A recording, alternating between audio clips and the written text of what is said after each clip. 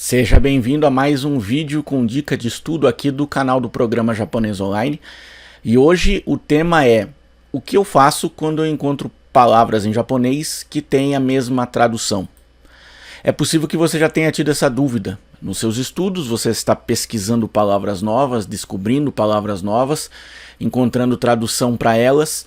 E então você encontra uma palavra que é traduzida de uma forma, e mais para frente nos seus estudos encontra outra palavra que é traduzida do mesmo jeito.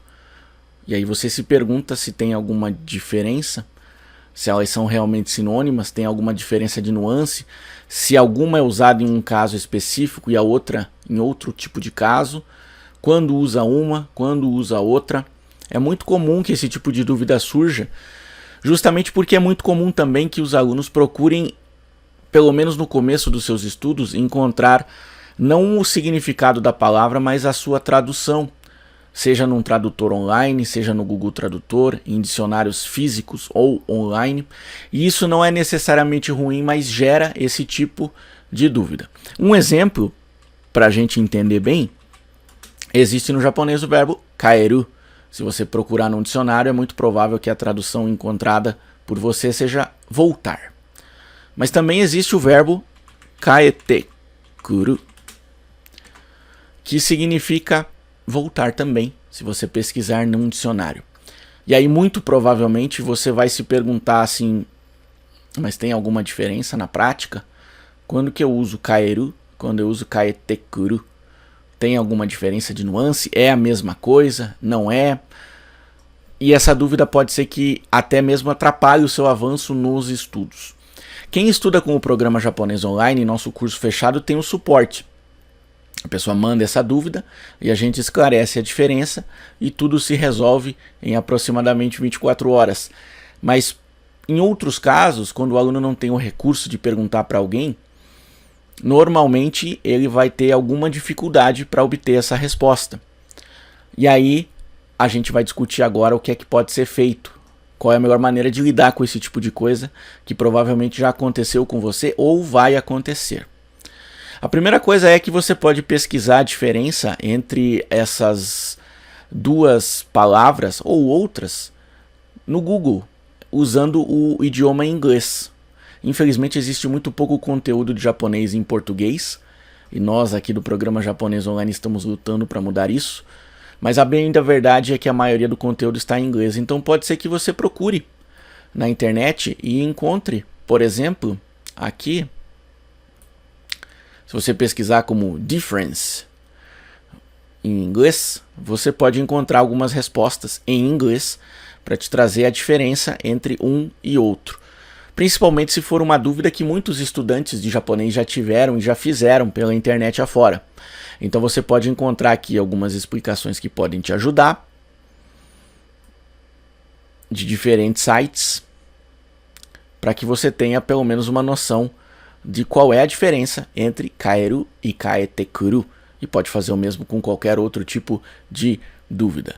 No entanto, talvez você não tenha um inglês bom, ou simplesmente você não encontre uma resposta para a pergunta que você quer. Talvez você tenha encontrado duas palavras com a mesma tradução, que a maioria dos alunos não encontra, e aí quando você pesquisa, você realmente não sabe o que fazer.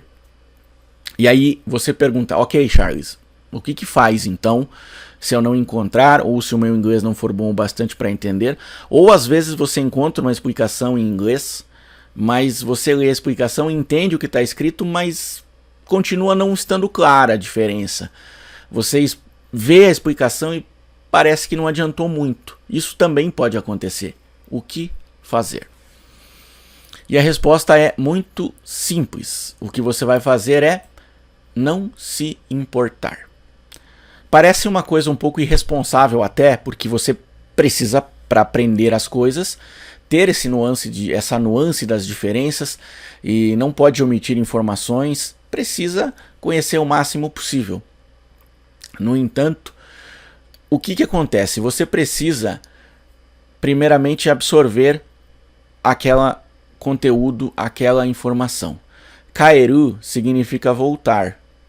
E se você viu esse verbo, você provavelmente viu em alguma sentença contextualizada. Eu espero que sim, porque é o jeito mais eficiente.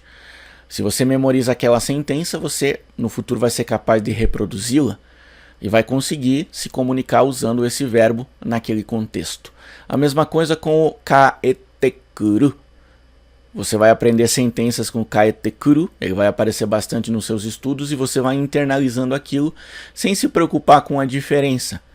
Se você vir uma frase com o kaeru e entender o que significa, missão cumprida. Se você vir uma frase com o kaetekuru e entender o que significa, missão cumprida. A diferença não importa num primeiro momento.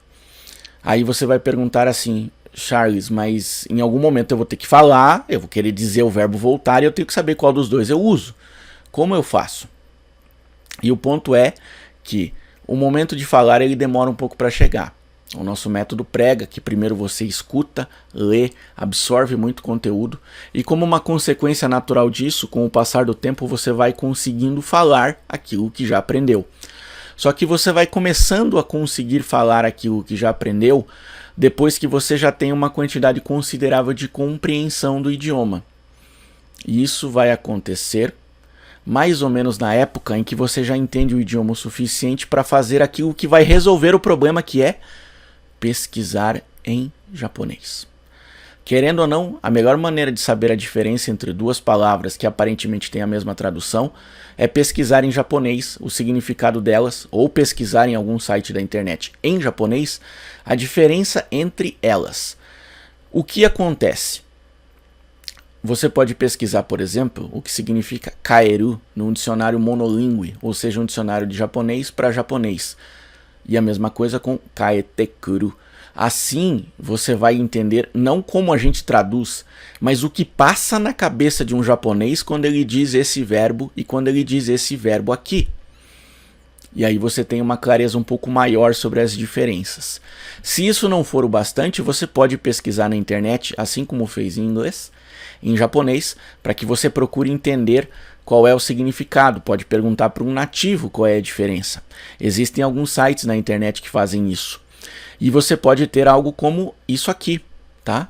Aliás, muito bom esse site, fica a dica, tigai-allguide.com, que é um site para explicar diferenças entre palavras que têm o mesmo significado, olha só.